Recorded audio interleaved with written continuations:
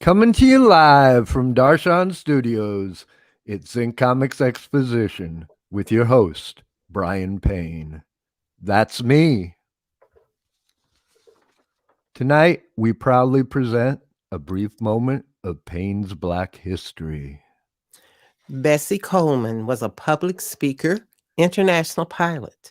She traveled from Texas to France to become the first Black woman to earn an international pilot's license in 1921. As a barnstormer, she gave daring aeronautic performances before white and Black audiences across the United States. She dreamed of starting a flying school for Black aviators.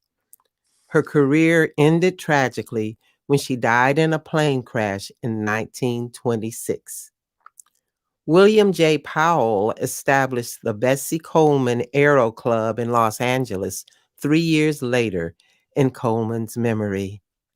Black pilots began a tradition of flying over Coleman's grave on Memorial Day, dropping a wreath in her honor. Hey, let's put on a show. I'm joined in the studio by the vibrant velvet voice of my lovely wife, Skywalker. Say hello to the people out there in cyberspace, Skywalker. Good evening, everyone. This week we read another comic. Tell us a little about that if you could, Mrs. Payne.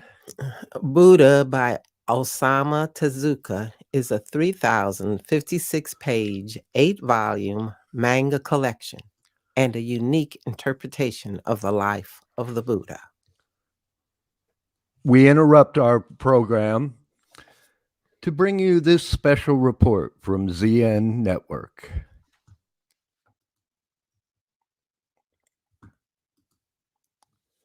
I must admit, I didn't complete this week's reading assignment. I read an old comics journal instead, issue number 134, cover dated February 1990. Gary Groth interviewed both Jack Kirby and Joe Simon. It's a great interview, but I personally found the King to be an unreliable narrator at times, or at least to be contradictory with some other people's opinions on the same subject. Now, I know I'm dipping my toe into very deep waters here, and I know the camps, and I'm not really here to take sides, merely to offer evidence. And Exhibit A. Jack Kirby says, Stan Lee is essentially an office worker, okay? I'm essentially something else. I'm a storyteller. And there was a man who never wrote a line in his life. He could hardly spell, taking credit for the writing. And yet, Rick Parker, who lettered the Spider-Man comic book or comic strip in the newspaper for years, talked about having a script, and Stan had written a script, and it was my job to transfer the words from the script onto the artwork. So obviously, Stan wrote something to give to Rick Parker, or perhaps he had it ghost written. I assume there is that theory, but it just seems that if Rick Parker's saying he had a script by Stan Lee and Jack Kirby's saying that he never wrote a word, that the truth is somewhere in the middle. And now Stan did admit that he didn't plot Spider-Man anymore, that Steve Ditko, the artist, did the stories. He said that he was leaving him alone until the sales started to slip. Since Spidey got so popular, Ditko thinks he's the genius of the world. He claims they were arguing so much over plot lines that he allowed him to make up his own stories. Now,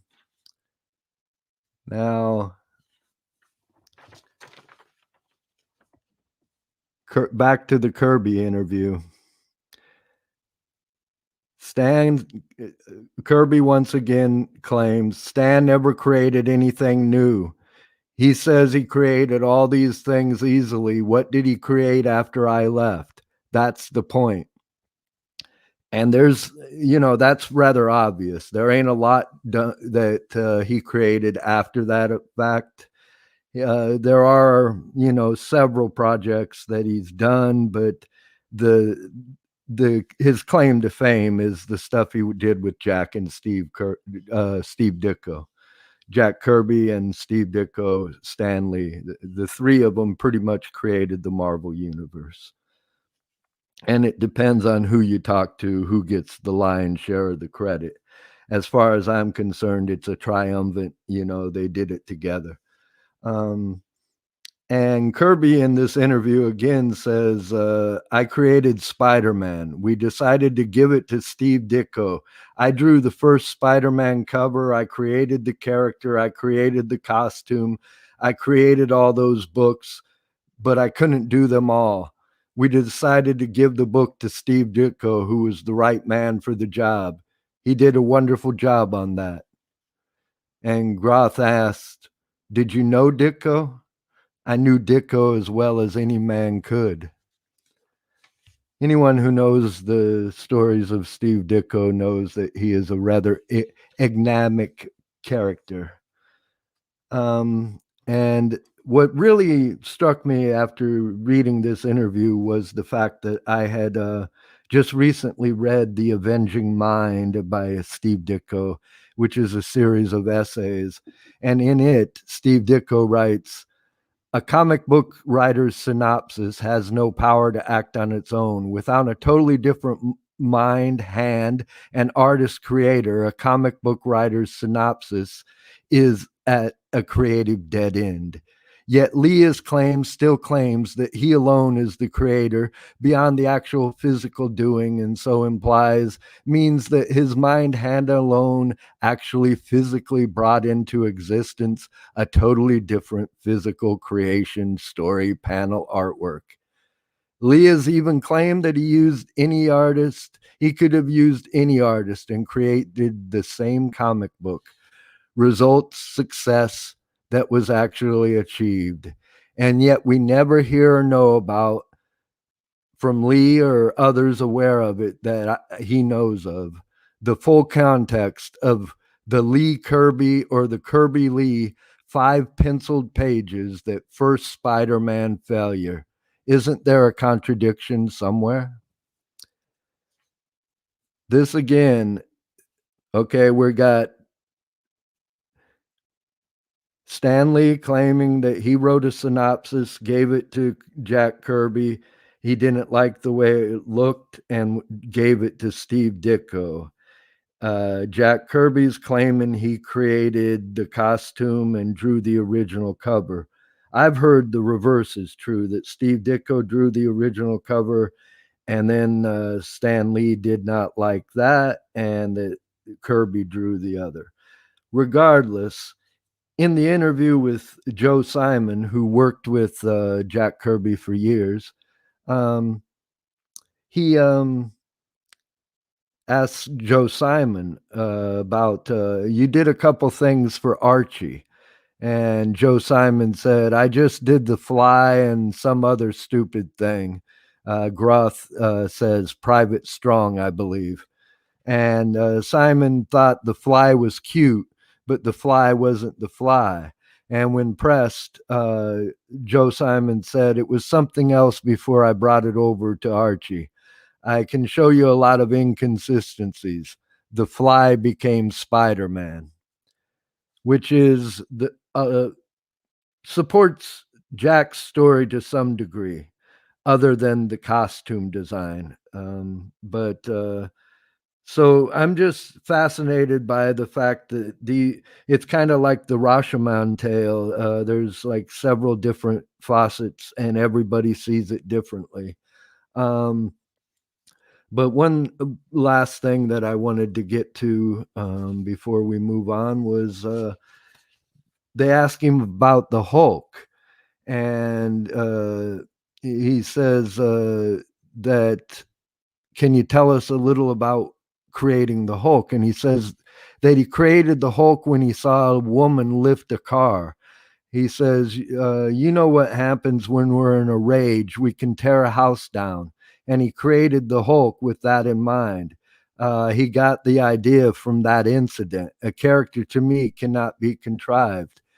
And yet, the Kirby Hulk, the Hulk turned into the Hulk at night, not when he was angry. That came later when Steve Ditko was drawing the Hulk, that he changed from a man to a monster when he got angry. That was definitely a trope that Steve Ditko added to the mythos, I believe, at least, and strongly believe. And so that there makes me wonder about that story, whether it's been retconned or not. But a lot of the tropes that you associate with the Hulk and Iron Man were actually added later by Steve Ditko, and it's rarely mentioned, so I'll mention it here. But as Jack Kirby's wife, Roz Kirby, says, it's just his word against Stan's. And who am I to argue with Roz? So, but in my opinion, Stan Lee was to Marvel what Leonard Chess was to Chess Records. Chess Records was a record label started in Chicago in 1950 by the brothers Leonard and Phil Chess. It was the Chess brothers who owned the record label and benefited most financially from the songs the blues artists wrote and recorded. In the 70s, several Chess artists, including Muddy Waters, Howlin' Wolf, and Willie Dixon, sued for royalties, and the suit was settled out of court, and the issue is still debated today, much like the Kirby Ditko Stanley partnership. We now pause for another moment of Payne's Black history. Zora Neale Hurston was an oral storyteller, anthropologist, and writer. She was born and raised in the all Black town of Eatonville, Florida, where much of her research was done. A prolific writer of folklore and fiction, her first book, Mules and Men, was published in 1935. Years after her death, author Alice Walker bought a tombstone for Hurston's then unmarked grave and had it inscribed with the epitaph, "A Genius of the South," from a poem by Jean Toomer.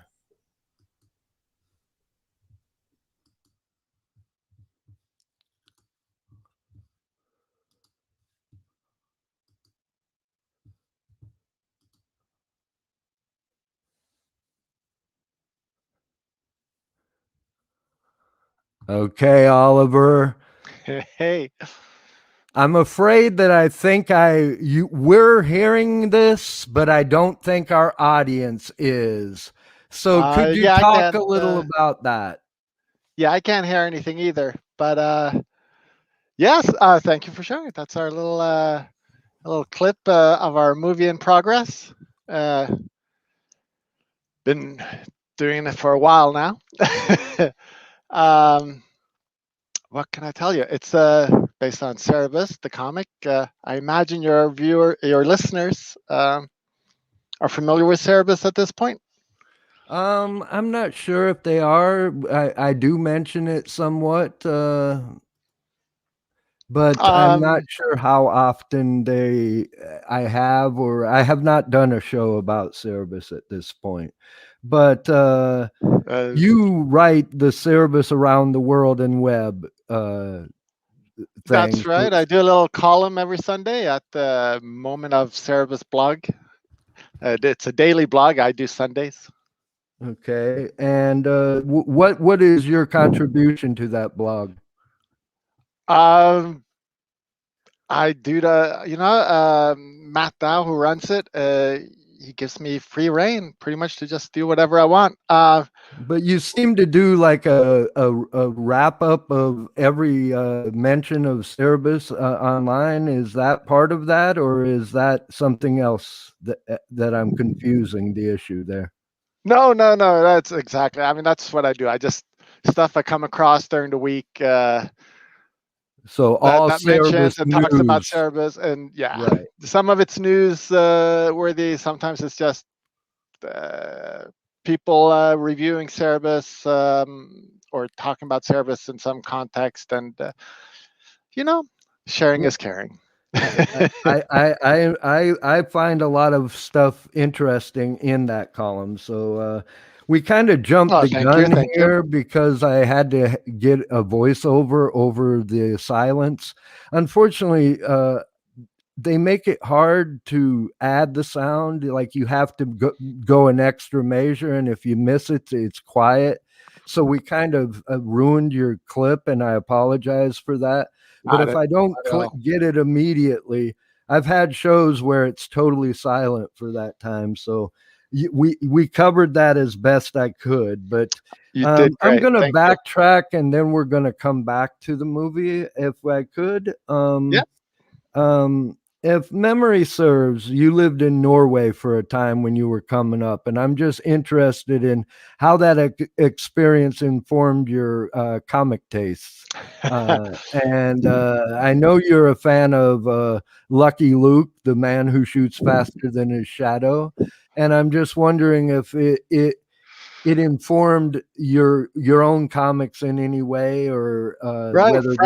Franco-Belgian comics, is that what they call them? Asterix, Lucky Luke, Tintin, Sparrow, all those were very big in Norway, and I became a fan. And one of the things moving from the U.S. when I was 9 to Norway is that uh, Norway at the time had very little television, no Saturday morning cartoons, and I was already into comics, but more so probably because there was less entertainment choices, less stuff. But on the plus side, TV there was very much like PBS. So you were introduced to a lot of artsy stuff, a lot of classic stuff, a lot of, and I was a reader, family of readers.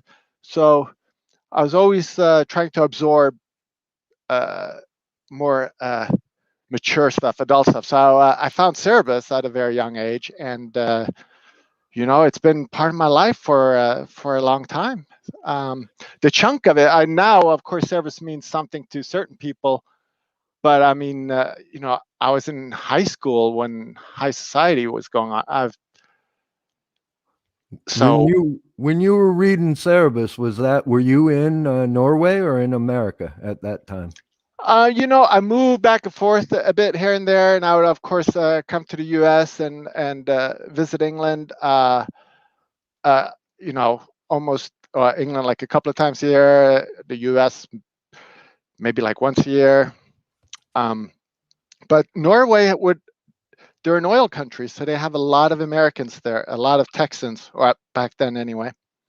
Oh, And really? Okay. so they had a lot of American comics available. So That's interesting. That's what I was wondering. Cerebus is sold in Norway, and is yes, it in it's sold in English? Norway.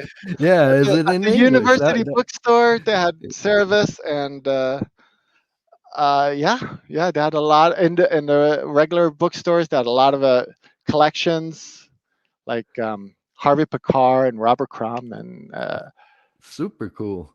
Yeah, I wasn't into that. I didn't get into comics until I was in my 30s, and that kind of messed us up with the sound. So I forgot to talk about this. But you and I have known each other online for years, I and it looked was it up. We've been Facebook friends since 2010. so 11 years, and this is the first time we've ever spoke. So I know. it's a pleasure to meet you for once and for all, Likewise. Oliver. I've A considered you lot of part of. times throughout the years, commenting and discussing and liking stuff, and like old Yes, friends. I consider you not only a Facebook friend but a real friend, and that such is my life. But I do consider you that, and I also think that we're part of like this online gang and I think we all met in the Cerebus group, but we keep bumping Probably. into each other all over social media, so it's kind of cool. Well, you have your own terrific group, Darshan, which I'm a member of and active in, and it's a wonderful group, and it's amazing what you've done when you had Darshan in a physical space with gallery showings of some of the greatest artists, comic book artists ever. Yeah, I definitely gave that the college try, and I just don't know if the north end of Des Moines, Iowa was quite the place for it, but we tried. It was And very impressive. I want to talk about you. You were drawing comics, and that's what I was getting to with whether the European comics influence Captain Zap in any way, or let us talk about your own creation. And I hate to admit this to you, brother, but I've yet to read Captain Zap. What Well, kind of Facebook you're friend am missing I? out. What kind of Yeah. Facebook friend So are you have to tell me about Captain Zap now as if I'm an idiot, because I'm obviously am, because I haven't read it. So I know you put out 6 issues, and just tell me a little bit about it. And if you can describe whether any of those Franco-Belgian comics you read as coming up influenced in any way, or what did. Right, right. Well, before Franco-Belgian comics, Marvel comics, such like Fantastic Four and Iron Man, Doctor Strange, Thor, all that. My mom unlike most moms, or the typical story you hear where she threw your comics out. My mom collected comics, not like huge collector, but she collected comics and she would read them to me as bedtime stories, and because hippies loved their Marvel and they loved their Peanuts. So that and Peanuts. So both those are influences. But then later, when I got a little older, um, like 9, I guess, I got into Franco-Belgian comics and also discovered Floyd Gottfredson through reprints and E.C. Sagar, and yeah, all that was. Those were influences. And at the time when Captain Zap came out, grunge was big, and I was probably my headspace was probably immersed in that as well. I don't think it shows though. I don't think it comes off as a '90s comic. It And was a 90s comic. What year did you first publish the first issue? 96, I think. Okay. Yeah. And how long did it take you to do 6 issues? How many years? How many months? How frequent were your issues, or were they self-published, or did you have a publisher? They were self-published, and I was really big on self-publishing. The whole at the time, Dave Sim was the godfather of indie, and there was this whole black and white revolution, and uh, yeah, I was a big believer in all that, and everybody was really cool. I got really good feedback from people who I worshipped, my heroes, and Stan Lee, who you talked about, super nice to me. Will Eisner, Dylan Horrocks, Well, Gary Spencer Millage, who's one of your heroes, my yeah, hero as he well. We definitely both is. have that in common. Love Gary Spencer Millage. You and I both come from similar roots, and I also I put out my first comic in 93, self-published. I was part of that whole black and white. Unfortunately, that was also when things kind of went sideways in the business, so it was Right. kind of hard. We picked a bad time to join, but it was a fun time. You should have been there. But your characters also appeared in War of the Independence, drawn by Dandy Don Simpson, no less. Tell us how that came to be. Yeah, how great is that? That's about as good as it gets. That's as good as it gets. I Yeah. mean, wow. Yeah, Dave Ryan, the publisher of Red Anvil Comics, who's War of the Independence is basically his brainchild, and he got Don Simpson on board to draw that particular issue, or several issues, and yeah, got a Facebook message asking about my characters and stuff, and I was like, "Wow, yay! I'm I was included." I was reading Don's blog around that time when your character showed up and he had them on pencil tracing paper roughs, and I was like, it don't get much better than that. Then he No, penciled them, then he inked them, then they published them. So I guess it so did get amazing. better. Yeah. Yeah. Oh, Okay. You one of the kind of highlights. One of the highlights of my life, for sure. Yeah. Okay, you mentioned Will Eisner and Baton Lash. I Matt know. Lash. Yeah. Hey, Matt Uh, Lash. I- what I want to ask you is, do you have a Mike Milo story that you want to share with us, or is that a name you've forgotten? Um, I think he's won 2 Emmys as director of Pinky and the Brain. That's what I wanted to hear. Yeah, I know you. And Did you ever do several any other work? awards, I'm sure. Yeah, just super nice guy. I just when we're doing the Cerebus movie, you know, uh, it came about like pretty much the same way as in the group. James Smith, another Cerebus fan, he started a group much like your Darshan group called Outstanding Artists. Was it Outstanding achievement, artist achievement, or yeah, it's a tongue twister. Anyway, much like in that group where you ask people to draw the thing, and you got all these people coming, with their drawings, myself included, of the thing from Fantastic Four. It was very much how the Cerebus movie started, in a forum, and then later in in a Facebook page and Facebook group, and you're just reaching out, asking people if they'll contribute. It's a creator rights movie, so everybody owns their own stuff and everything, and much like when I did Captain's Up, you'll be surprised at what huge names, and you just figure I'm not worthy, and we'll ask, what do you want me to do? And That's really cool. That's it's really so cool. cool. Yeah. Yeah. Okay, before we get into the absurd, surreal, metaphysical, and fractured destiny of Cerebus the Aardvark, let me ask you about goofballs. This was Have you been going through my Facebook page in hey, preparation? I've been stalking you, brother. I had to do a little research. Okay. Thank you. I'm honored. So tell us Goofball. about that goofballs. Whatever story and whatever you want to share with us. It's one of my first animation jobs. They had an international market.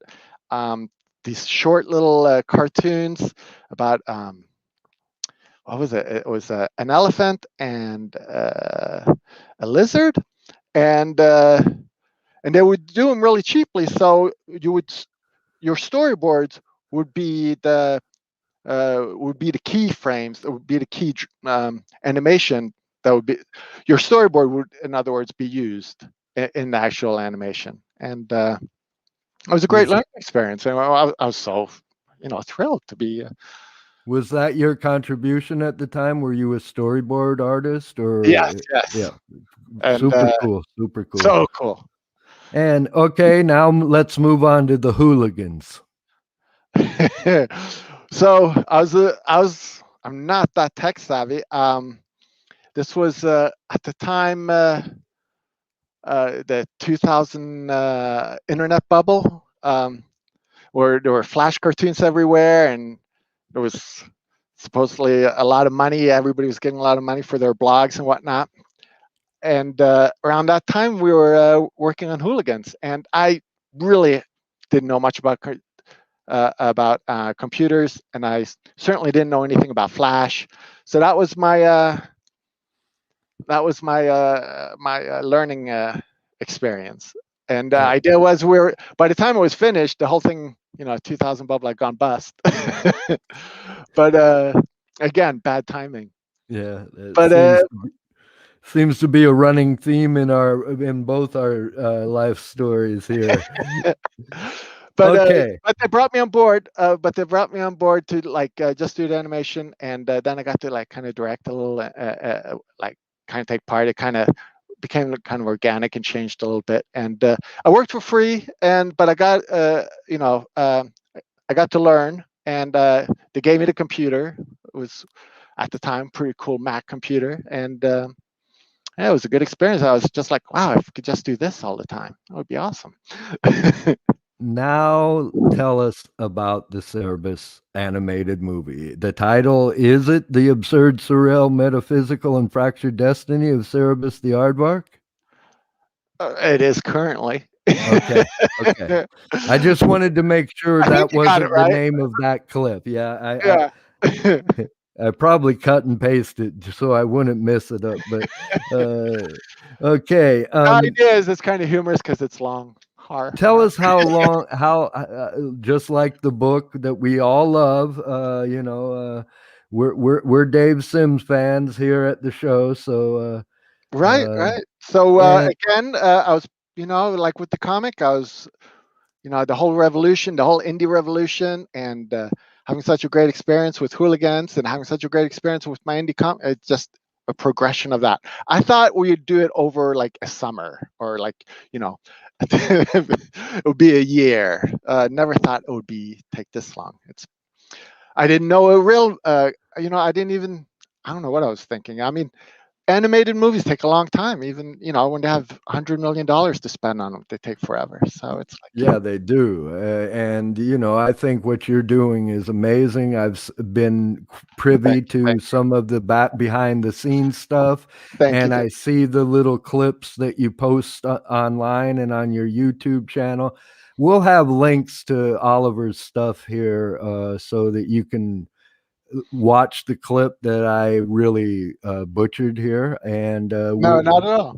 and we will also, so you can check out Captain Zap and his movie with Cerebus. But what kind of that will all be below, so look for that later. But what is Dave Sims' involvement in the movie, if any? Has he giving you his blessing? Is it a contentious relationship, or is it like whatever you want to do, Oliver, is fine? He is super nice. I mean, when we started, it was probably 99% chance he wasn't going to accept it. And I was thinking, well, it's a 99% chance we won't be able to complete the movie. So, hey. But now, yeah, he's given us, like he says, how did he phrase it? Grandpa's given me the keys to the T-Bird, Yeah, which again is like, wow, pinch me, So, I don't know if anything's going to come of it, but it's not because I haven't been given every opportunity and every chance. So even if nice. all you get is what you've got so far, that's an amazing accomplishment in itself. And I really like how you seem to be focusing on the early stuff. Is that true? That is true. It's the earlier, funnier ones, the barbarian years. Got issue 196 in there, which is kind of a retcon of like the origin story. Because in the beginning, he keeps losing the gold like over and over again. So it kind of gives this kind of like Groundhog Day, fractured destiny kind of framework that we use. That's good. I should probably have prepped that explanation a little better. Anyway, hey, our audience is very hip, so they know exactly what you're laying down here, Oliver. Okay, I like to keep these shows around a half hour. We're a little over that now. What did I not ask you that you have to tell me? What would you like to tell our audience that I missed or stepped on your answer. The floor is yours at this time. Whatever you want to say, Oliver. No, you're amazing. You covered it all and excellently, may I add. Thank you. Yeah. Okay. Well, we really appreciate you joining us on the show. Don't go away. I want to talk to you after the cameras are off. But for now, that brings another episode of Exposition to a close. And remember, all my favorite people, child, you got to think zinc.